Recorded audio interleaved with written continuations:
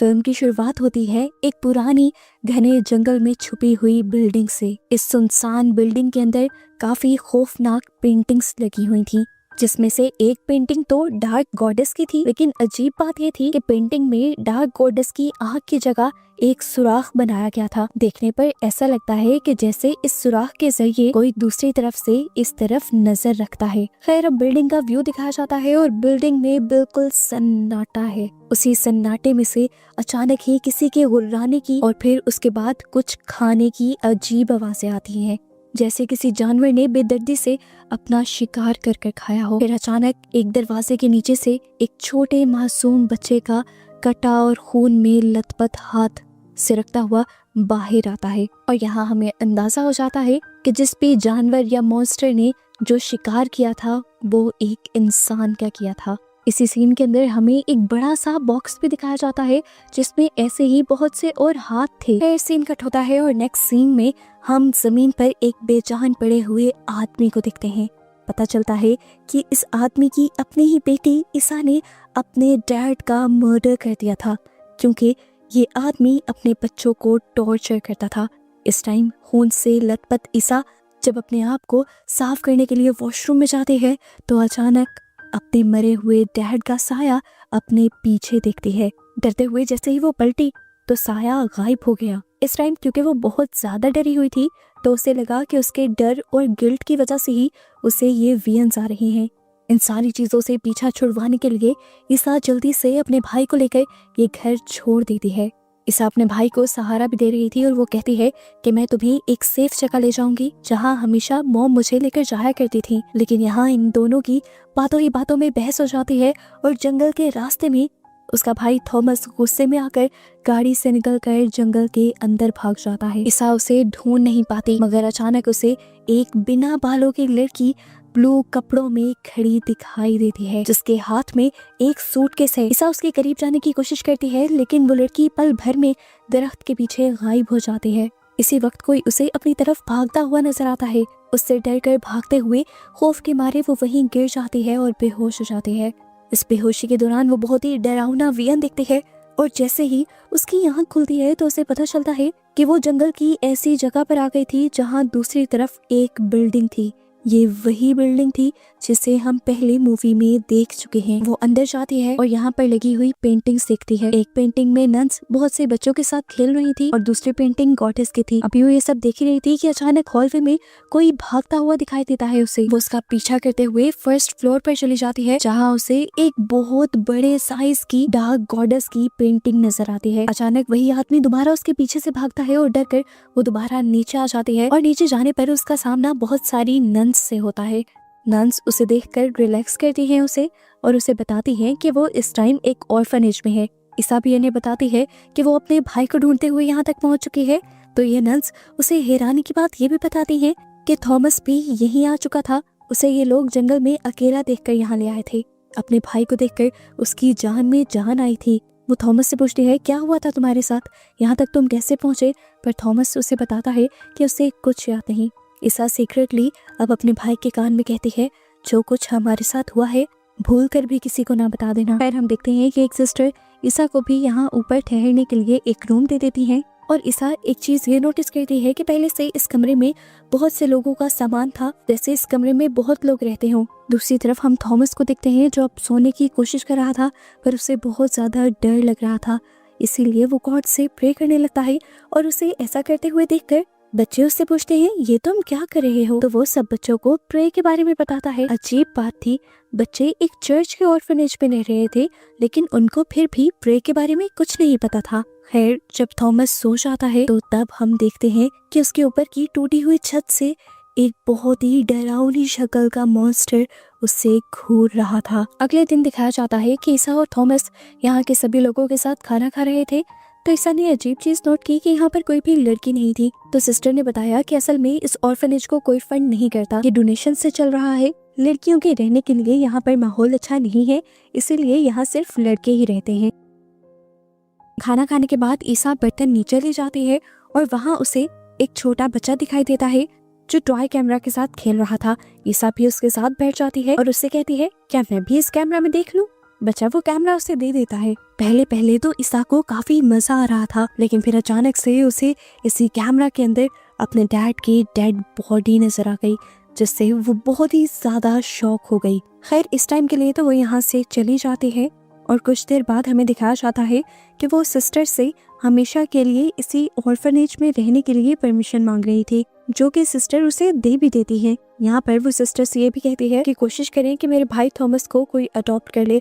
मैं उससे दूर तो नहीं होना चाहती, लेकिन इस टाइम में उसे अच्छा फ्यूचर नहीं दे सकती और मैं चाहती हूँ कि वो खुद आगे बढ़े। अब सिस्टर उसे पूरे ऑर्फनेज का राउंड करवाती है, सिवाय मदर के रूम के। पता नहीं क्यों, लेकिन मदर के रूम में जाना मना था। बाहर हमें दिखाया जाता है कि थॉमस सभी बच्चों के साथ खेल रहा था और तभी एक लड़का थॉमस को मदर माइसल बनने को कहता है।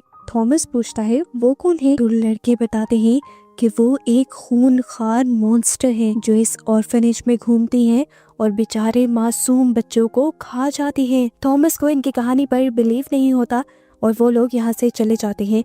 दूसरी तरफ हमें दिखाया जाता है कि जब थॉमस सभी लड़कों के साथ शोहर ले रहा था तो सारे लड़के उसे दोबारा से तंग करने लग जाते हैं और थॉमस उन्हें धमकी देता है, मेरी बहन का पता नहीं है तुम्हें, उसने मेरे डैड का भी मर्डर किया है और अगर मैंने बताया ना कि तुम लोग मेरे साथ गलत कर रहे हो तो वो तुम्हें भी नहीं छोड़ेगी। इसी रात हमें दिखाया जाता है कि ईसा जब आधी रात में सो रही थी तो उसे अपने रूम में एक साया दिखाई दिया। ये बिल्कुल इंसान जैसा था, लेकिन तभी उसकी आंख खुल गई और पता चला कि ये बस उसका एक बुरा ख्वाब है।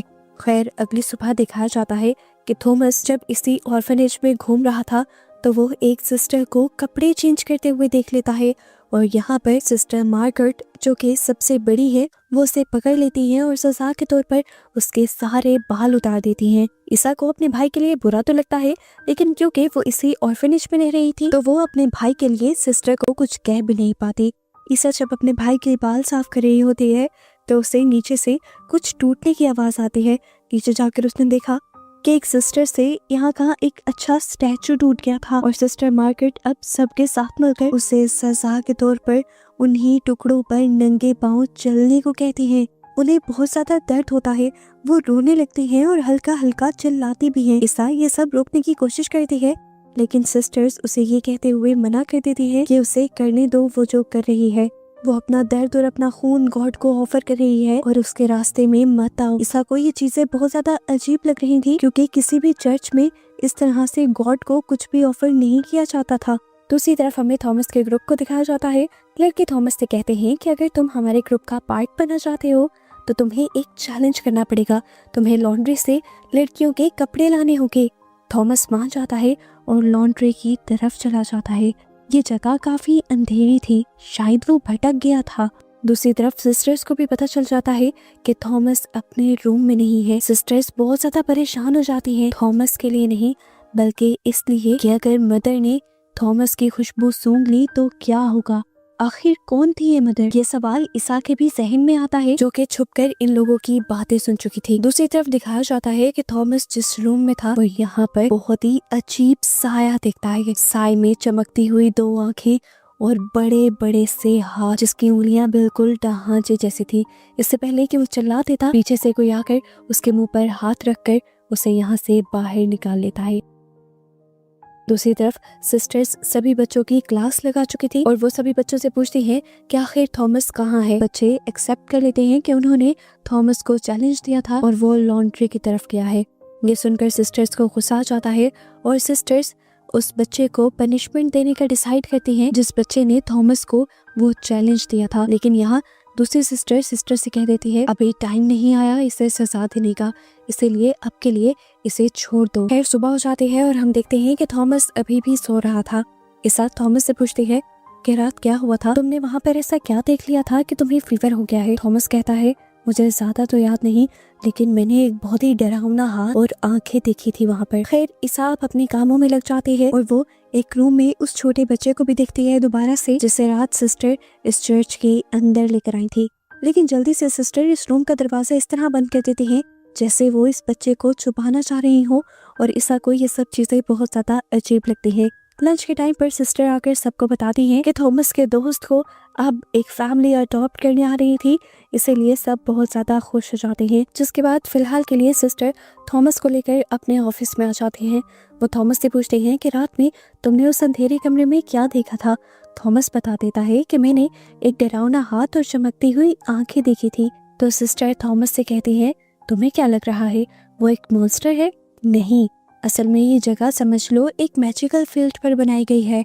यहाँ पर बहुत सालों पहले एक एंजल ऑफ लव रहा करती थी, जो बच्चों से बहुत ज़्यादा प्यार करती थी और उसका ख्याल रखती थी। और तुमने रात में जिसे देखा वो एंजल ऑफ लव ही है, और उसी की वजह से तो आप सब बच्चे यहाँ पर इतना खुश रहते हो। बेचारा थॉमस सिस्टर की बातों में आकर उस भयानक मॉन्स्टर को एंजल ऑफ लव मानकर चला जाता है। जिसके बाद हमें दिखाया जाता है कि सिस्टर उस बच्चे को लेकर मदर के रूम की तरफ निकल रही थी, जबकि यहाँ पर ईसा यहाँ की अजीब चीजों की इन्वेस्टिगेशन कर रही थी। जब से उसने देखा था कि सिस्टर्स यहाँ पर प्रे भी नहीं करती और अजीबोगरीब रिचुअल्स करती हैं, जिस तरह वो सिस्टर जिससे स्टैचू टूटा था वो अपना ब्लड और दर्द गॉड को ऑफर कर रही थी, उसके बाद से ही चीजें उसे अजीब लगने लगी थी। वो जब गॉडेस की वो बड़ी सी पेंटिंग देखती है तो उसे रियलाइज होता है कि असल में वो एक दरवाजा है और वो इस दरवाजे के अंदर चली जाती है। दूसरी तरफ बाकी सिस्टर्स भी उस बच्चे को लेकर एक खास रूम में आ गई थी। वो इस बच्चे से कहती हैं, इसके अंदर हमारी मदर सुपीरियर है, तुम जाकर उन्हें बाहर बुलाओ। वो बच्चा जैसे ही अंदर जाता है तो ये लोग बाहर से रूम लॉक कर देती हैं और वो बच्चा डरते हुए आगे बढ़ता है। वो सारे रूम में मदर को ढूंढने की कोशिश कर रहा था, लेकिन इस अंधेरे कमरे में जैसे उसे कोई दिखा ही ना हो। अचानक बेड के नीचे से एक डरावना हाथ निकलता है और उस बच्चे को बेड के नीचे खींच लेता है, जिसके बाद हमें वैसे ही गुर्राने की और चबाने की आवाज़ें आती हैं जैसी मूवी के पहले सीन में आई थी। और हमें पता चल जाता है कि यहाँ पर असल में एक मॉन्स्टर ही रहता है जो इन बेचारे बच्चों का शिकार करता है और यहाँ से कोई भी बच्चा अडॉप्ट होकर बाहर नहीं जा पाता। इस दौरान हम बाहर देखते हैं कि सभी सिस्टर्स खड़ी हुई अजीब रिचुअल कर रही थी और सिस्टर मार्करा जो यहाँ की हेड थी वो हाथ में बंदूक लिए खड़ी थी। इधर हम देखते हैं ईसा जो पेंटिंग वाले दरवाजे से इस रूम के अंदर आई थी, उसे बेड पर उस बच्चे का कटा हुआ हाथ दिख जाता है। इससे पहले कि वो कुछ समझ आती, कोई उसके मुंह पर हाथ रखकर उसे यहाँ से ले जाता है। ये बच्चा बोल नहीं सकता था, लेकिन इशारे से वो ईसा को समझा देता है कि यहाँ पर खतरा है और वो जमीन पर एक होल भी दिखाता है जिसके अंदर वो खतरा हो सकता था। ईसा कंफ्यूज होकर फिलहाल के लिए बाहर चली जाती है और थॉमस को कहती है कि यहाँ पर कुछ बहुत अजीब है और हमें अपनी जान बचाने के लिए जल्द से जल्द यहाँ से भागना होगा। ये लोग यहाँ पर फैसला ही करते हैं कि इतनी देर में यहाँ पर सिस्टर आ जाते हैं और वो ईसा को कहती हैं कि थॉमस को कोई अडॉप्ट करना चाहता है। ईसा जो पहले ही समझ गई थी कि यहाँ पर किस तरह की अडॉप्शन होती है, वो सिस्टर से मना कर देती है और उन्हें बताती है कि वो यहाँ से जाने वाली है अपने भाई को लेकर। तो सिस्टर बताती है, तुम यहाँ से नहीं जा सकती। ईसा कंफ्यूज हो जाती है और सिस्टर उसे लेकर अपने रूम में जाती है और उसे एक पिक्चर दिखाती है। ये रानी की बात थी, ये पिक्चर उसके बचपन की थी।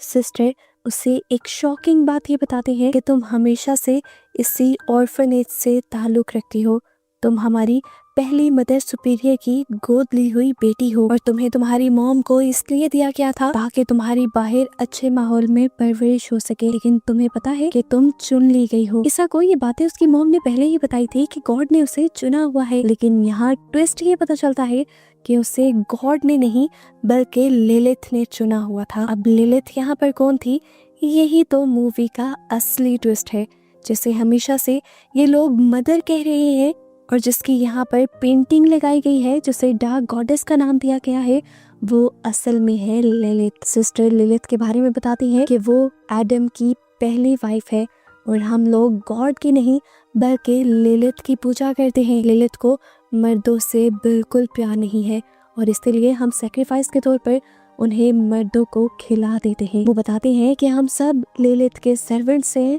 और हमें लिलियम्स कहा जाता है।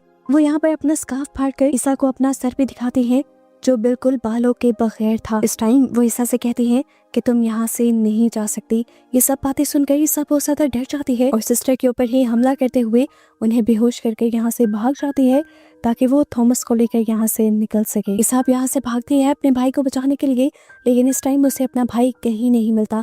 वो विंडो से देखती है कि 2 पुलिस ऑफिसर्स यहाँ पर आए थे। वो लोग असल में उन्हें ढूंढते हुए यहाँ आ गए थे क्योंकि वो उनके डैड की मर्डर की इन्वेस्टिगेशन कर रहे थे। इस दौरान इन्हें पता चला था कि ये दोनों बहन भाई भी गायब हैं और वो उन्हें ढूंढने में लग गए थे। क्योंकि जंगल के करीब उनकी गाड़ी मिली थी, इसीलिए ऑफिसर्स जल्द ही इस ऑर्फनेज तक भी पहुंच जाते हैं। यहाँ पर एक सिस्टर उन्हें बताती है कि इस जगह कोई थॉमस और ईसा नहीं रहते, पर ईसा ऊपर से विंडो को खड़काते हुए ऑफिसर को बताने की कोशिश करती है कि हम इधर ही हैं। इतने में ही ऑफिसर को थॉमस भी मिल जाता है और ये देखकर सिस्टर का झूठ पकड़ा जाता है और सिस्टर अपने आप को बचाने के लिए अपनी गन से एक ऑफिसर को शूट कर देती है। जिस सिस्टर ने ऑफिसर को शूट किया था, दूसरा ऑफिसर उसे ही शूट करके मार देता है और इतने में पीछे से एक और सिस्टर आकर दूसरे ऑफिसर को जख्मी कर देती है। यह सीन यहाँ से कट हो जाता है और अगले सीन में हमें दिखाया जाता है कि ये सब लोग मदर के रूम में थी और अपनी लिलिथ के लिए ऑफरिंग तैयार कर रही थी। दूसरी तरफ हमें दिखाया जाता है कि ईसा को भी एक सिस्टर ने पकड़ा हुआ था। वो उसके मुंह पर कपड़ा बांधते हुए उसे बताती है कि आज वो लोग एक स्पेशल ऑफरिंग अपनी लिलिथ को देने वाली है और वो ऑफरिंग है उसका भाई थॉमस। वो बताती है कि लिलिथ का गुलाम होना यानी लिलियम होना बहुत ही प्राउड की बात है, लेकिन उसे कभी भी ईसा में ऐसी कोई अच्छी बात नहीं लगी कि वो लिलिथ की सर्वेंट बन पाए, यानी एक लिलियम बन पाए। मदर के रूम का सीन दिखाया जाता है। वहाँ जमीन पर एक बहुत बड़ा होल था जो पहले ईसा ने देखा हुआ था। इस होल के अंदर अब वो सिस्टर्स जाकर थॉमस को गिरा देती हैं और वो ऑफिसर जिसको भी ये सिस्टर्स यहीं पर ऑफरिंग के लिए लेकर आई हुई थी, वो भी थॉमस को बचाने के लिए खुद उसके अंदर जंप कर देता है। ईसा बहुत ज्यादा परेशान थी कि वो अपने भाई को किस तरह बचाए। इतने में वो लड़का जो पहले से ही ईसा की मदद कर रहा था, वो आकर ईसा को खोल देता है। वो यहाँ से जब भाग रही होती है तो उससे रास्ते में वो सिस्टर दिख जाती हैं जो सबकी चीफ थी। वो सिस्टर बताती है कि लिलिथ ने जो लिखा था अब वो होकर ही रहेगा। हमने लिलिथ को एक सबसे बड़ी ऑफरिंग दे दी है और उसके बाद वो हेल का चौथा गेट खोलकर इस दुनिया पे राज करने के लिए आ जाएगी।